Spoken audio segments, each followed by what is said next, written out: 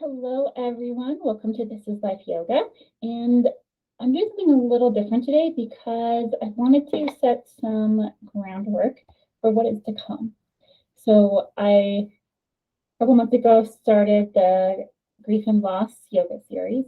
And I wanted to do a little bit of an introduction because I want to base some of my next yoga for grief and loss sessions off of what I'm going to be talking about. So this will kind of help set that stage and hopefully will help you learn a little bit too in the process. So when you hear me refer to some of these things in the future, you'll be prepared.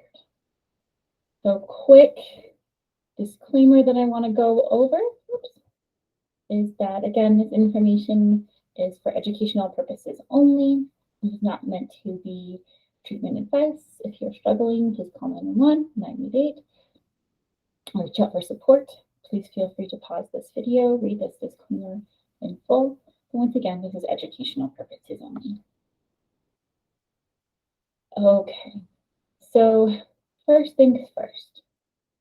We're going to talk about grief, and we're going to define it.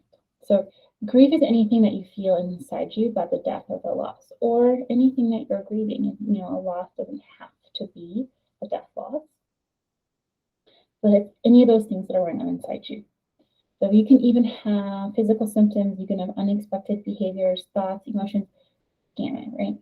And the other thing I think that people tend to jump to in general is that grief, people think of as sadness, but there's so many different things that can go along with grief, different combinations and different feelings that sometimes get forgotten, like shock, confusion, anxiety, regret, sadness, relief, happiness, and this gamut of things that do happen. So there's space for all these different emotions and thoughts.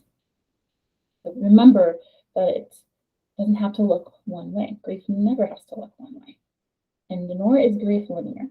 I'll probably say that a couple times. So it's the mixture of the feelings and emotions that you may be feeling one minute can change the next, and then from one day to the next, right? It's like a wave, like an ocean, right? You never know what's going to happen from one minute to one minute, from second to second, from year to year. And that's okay. Right? It's okay for that. That is part of the process and that is part of the journey. So mourning. So mourning is different than grief. And I define these very specifically. And I kind of mentioned this in my first yoga video. But again, we're going to kind of revisit. So this is when you express your grief outside yourself. Mourning is grief. It's grief inside out. So mourning is showing and doing, or grief gone public. So the example that I love to use is that when my grandmother died, I crafted a dance piece for her funeral. And to me, that was my grief gone public. That was my way of showing. Some people do art, some people cry, some people write, some people do all of the above, some people do none of the above, some people go for a walk, some people spend time in nature. There's many, many different ways that it can look, right? So I just mentioned a few others, like creating a memory box, talking with a friend or family member, right? There are so many different things that we can engage in. And then we often naturally grieve a loss. So it is also essential to mourn because this is how we move towards finding healing and hope, right? So we can hold our grief inside. It's that expression, that social piece of bringing it outside ourselves, that is also part of the journey. With that said, please give time and space for permission to both grieve and mourn. Both are essential. So some common misconceptions I want to quickly dispel. So grief and mourning come in a predictable, orderly way or stage. Right? Kubler-Ross's theory was sort of this foundational theory. Well, it's not sort of, it is a foundational theory. What was kind of taken out of context was that things happen in an orderly state. She never said that, by the way, but that landmark text on death and dying is where she wrote about these things. So when she saw terminally ill patients experience in the face of their own impending death, she saw denial, anger, bargaining, depression, and acceptance. Right? Well, all those may be present, but they doesn't happen in disorder. People can go fluxing back and forth, like we talked about earlier in grief. Right? Things just kind of ebb and flow. They don't have this linear experience. And so that's what happened there. As mentioned earlier, it kind of got printed and people started to believe that these orderly stages happened. So the reality, as I said, is that grief is messy, it's unorderly. We often experience more than one feeling at the same time. And we can revisit, we think, okay, I've gotten through maybe, oh, the sadness piece. Oh, but it can potentially will come back. And again, you may return to that feeling months later, and there are many feelings and emotions in grief. Just reiterating some of these things. I know it might sound redundant. I'm just hoping to reiterate, kind of ground us in this. So another misconception: you should try to get over grief as quickly as possible. If I had a nickel for every time I heard that, I would be rich. That, I think, is probably the one I hear the most. So often in many Western cultures, the belief is that unhappiness is a bad thing. Now, suffering should be avoided. If encountered, to push it away, get it behind us ASAP, right? We hear, when are you going to get over that loss? Perpetually. Or sometimes that loss is stigmatized and pushed so people can't even see it. And then I want to do a quick comparison, right?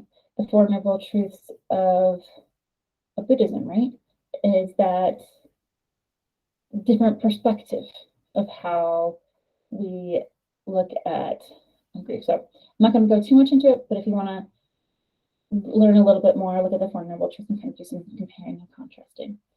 But the reality, grief is not something that we get over. It's something we reconcile into our lives. I talk about my grandfather a lot. I still miss him dearly, and my dogs and other people in my life. Doesn't mean that my grief process has ever come to an end. I've just come to it in a different way and how it's integrated into my life. Grief is normal and necessary. There's a reason and a purpose.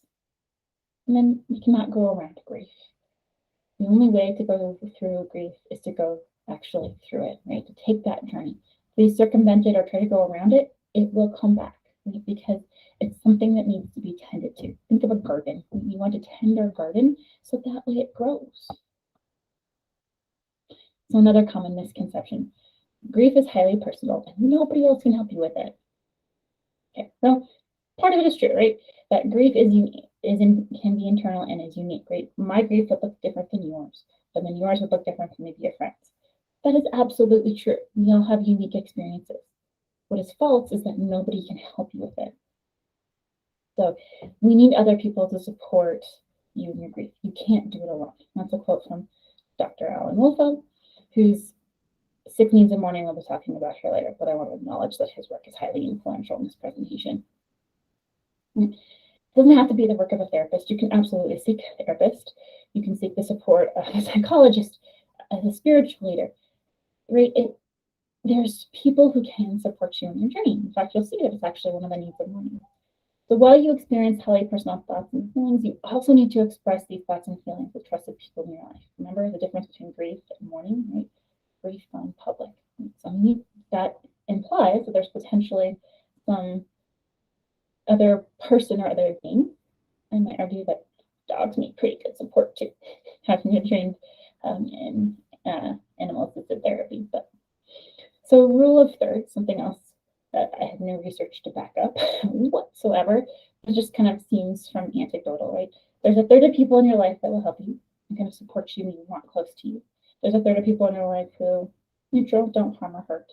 And then there's a third of people in your life who potentially can be harmful. You want to find that first third, those people that can support you, especially if your grief is disenfranchised or anything along those lines and stigmatized. You really want to find those people. You want to find that community of people that can support you. So when someone dies, next misconception: when someone dies, the mourner only grieves and mourns for the physical loss of the person. Yes, I'm here to, I'm here to challenge that misconception. And I think many of you could challenge that, even if it's not the death of somebody too, that's another loss. Because yes, there's a physical loss, but there's more than one loss, right? Of that physical presence. So these are not all inclusive in this list down below under then this is the reality. Loss of identity, right? Self-confidence, loss of understanding yourself, right? People in our lives are mirrors. Like if I was to lose my child, the question then comes to me, am I still a mother? Right? So we see ourselves in our relationships potentially. Loss of security, right? Lifestyle, physical, emotional, the security of being with somebody, the loss of meaning, goals, dreams, faith, will, potentially the desire to live, right? All these different things go with it, right? That loss of meaning is particularly, I think, one that gets ignored too. And people are like, oh, time to get over that loss, right? Another misconception is when grief and mourning are finally reconciled, they never come up again, right? I think many of us could say, I disagree with that, right? And while some people do hope that there's an end to the grief journey, it's not. Grief bursts will happen, right? And that's part of the journey. And that's where I get that wave image from, things I talked about earlier. That I still have grief bursts. And while I can say that they're not sometimes not as intense as they were in the past, they're still there and I still honor them. So these aren't all the misconceptions, these are just a few, but I hope they kind of give you some ideas of those misconceptions and what the reality might be. So as mentioned, 6 needs in mourning. So as I do some of these sessions in the future, I'm going to actually kind of break down sessions based on needs, just to kind of explore these different topics. So the first need from Dr. Alan Wolfeld's model is acknowledge the reality of the death, or acknowledge the reality of the loss. So this is gently confronting the reality of the loss, right? Sometimes we can kind of just go and confront it. Other times we need to titrate and kind of dose ourselves on it, because sometimes that loss is so painful that it can be overwhelming. Embrace the pain of the loss, right? So this is what we'll talk about next is, there's 5 different domains that we're going to potentially feel pain that we talked about earlier, right? The way through grief is through it, not around it. To embrace that, we have to touch into that pain. Remembering the person who died, or remembering that loss. So working towards a relationship of memory rather than presence. And there's things like linking objects, where I have my dog's collar, for example. That's my linking object to my dog. Like remembering that, working towards and remembering that person. They are still part of our lives. Develop a new self-identity. So part of our self-identity, our self-perception, as I mentioned, comes from that relationship. And again, the loss of a mirror. So, kind of work on that and figure out what does that look like? Am I still a granddaughter? So when I talk about this too, and this is also may not be as simple as it as I just speak about it, because when I talk about my grandparents, I was raised by my grandparents, and when I lost them, people saw it as a loss of my grandparents, but for me, I felt like the loss of my parents because of how much time I spent with them. So again, not always simple black and white. There is some complexity to it. So search for meaning, renewing your resources for life, and living after having been torn apart. So I did my first Ironman in memory of my grandfather, who died of Alzheimer's, and my dog. And that was my way of finding meaning. I fundraised. I gave back because I didn't want to see someone else lose a family member. So that was how I found meaning, just kind of give you an example. And then receiving ongoing support from others. So the first year, right? Generally, we see a lot of support. People come in general, right? There are some losses and some deaths that people are like, no, and they run away, right? So this is in generalities. And truthfully, we need to support longer than that, right? They show that people after the first year, kind of like, I think it's between 1 to 3, don't quote me on that. And then people start to see they need the most support, so ongoing support. So again, these needs are not linear. You can touch into them, go back and forth, go from one to the other. Work on 2 at a time. It's all individual. So The domains of grief, and like I mentioned earlier, so we come back and talk to this. So this is the cognitive discomfort, the confusion, potentially memory impairment, depending on the loss and how somebody interprets it. The spiritual nature, the discomfort when questions arise: will I go on living? Will my life have meaning? Where is God in this? And these are just a few examples. There's many more. The physical nature, sometimes our bodies respond, right? Because stress, and there's some beautiful work being done on the neuroscience of grief and how the body actually, tangibly reacts. But you can feel potentially motor retardation, basically, where I felt like after my death that I wasn't thinking that I just could not move. I was so super moving so slow. Emotional, right? It naturally results in emotional discomfort.